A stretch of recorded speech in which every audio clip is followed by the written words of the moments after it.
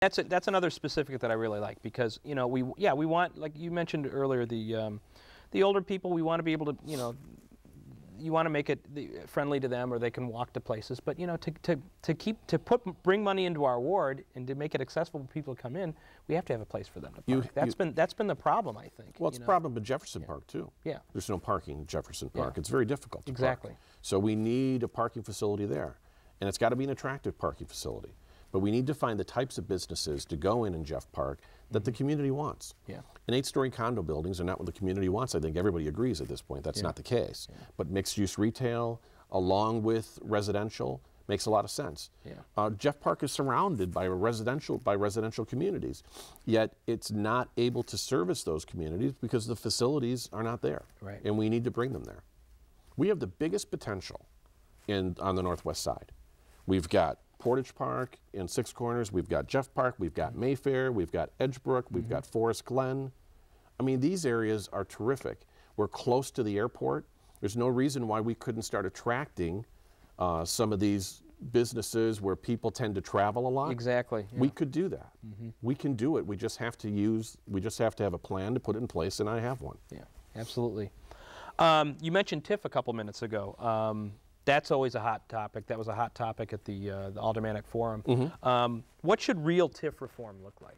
Well, real TIF reform starts with reforming the TIF statute.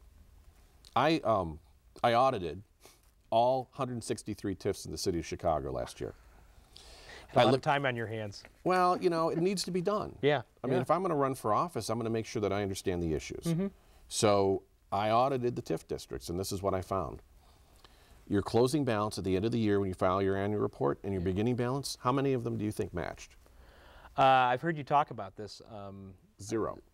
Zero. None of them matched. Now, That's lower than I thought. Well, I'm not an accountant, right? But I know that your ending balance and your beginning balance have to match. They should be close. No, there's no accountability whatsoever.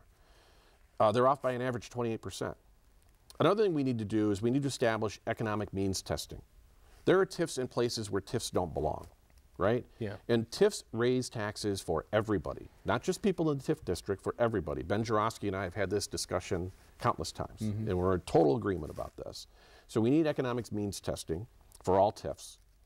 And if they don't pass that, they should be disbanded and the money goes back to the taxing authority. If it's not needed, it was originally designed to get rid of blight and to bring economic development. Right. And if it's not needed, then we shouldn't be doing that. So the next thing we need to do is we need to establish a timeline. If you have TIF projects, the first thing you need to do is those projects have to be approved by a steering committee.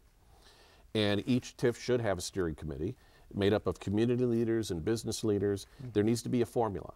You need to be able to demonstrate through an economic impact analysis how much that TIF is going to raise the economic health of the area, how many jobs it's going to create, how much incremental tax it's going to generate. And if you don't have at least a 3-to-1 return on the investment, then the project's not approved. Then what you should do is we should have the TIF statute amended to say at the end of a 5-year period, if you are not at least 75% complete or that progress with those projects, then the TIF's not doing his job. So then it's disbanded, the money goes back to the taxing authorities, and any amount that's left in the TIF account goes back to taxpayers in the form of a rebate. TIFs are the most valuable economic development tool we have in the city of Chicago. They're just managed poorly. Yeah. And they can be managed more effectively. They certainly can be. Sounds good. Yeah, it's always a tough topic for a lot of people to understand, but you seem to make sense of it, which I appreciate. Are you in favor of casino gambling? And I am. Yeah. I am. Okay. And I'll tell you why. Because casino gambling could generate for us between $300 and $500 million just in straight tax revenue. Yeah. And the reason I'm in favor of casino gambling is I don't want to see us raise taxes on residents and businesses. Those taxes are compulsory. Casino gambling is voluntary. People can choose to or choose not to. Yeah, exactly. Right? Yep. It will also generate, by some estimates, my own included, another $100 to $200 million in incremental tax revenue from increased hospitality services, from increased sales taxes, that ripple effect that you see. I mean, we are at a competitive disadvantage in the city of Chicago. We've got Aurora, we've got the suburbs, we've got Indiana. They all have casinos. Right. We need one. That would be an excellent redevelopment opportunity for the north building that sits on the water at McCormick Place. Another great place would be the old post office. That's a perfect place. But we need that. Yeah.